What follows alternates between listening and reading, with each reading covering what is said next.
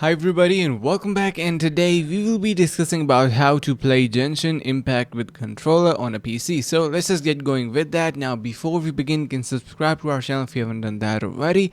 So a very good news is that if you can connect your controller to Genshin Impact, it is going to be automatically detecting it since it is totally compatible with that, and you will easily be able to play. So all you need to do is simply connect your controller with you can say like your PC, and eventually it is going to be working for that. So make sure to give it a try to that even if you have an Xbox controller, and it is automatically going to be working. So no commands needed or no third-party software is needed. So that's a good news for you guys. I hope this is going to be helping you guys out. If it does, consider subscribing to our channel. If you have any questions, let us know in the comments below. Stay tuned for more and see you guys around in the next video.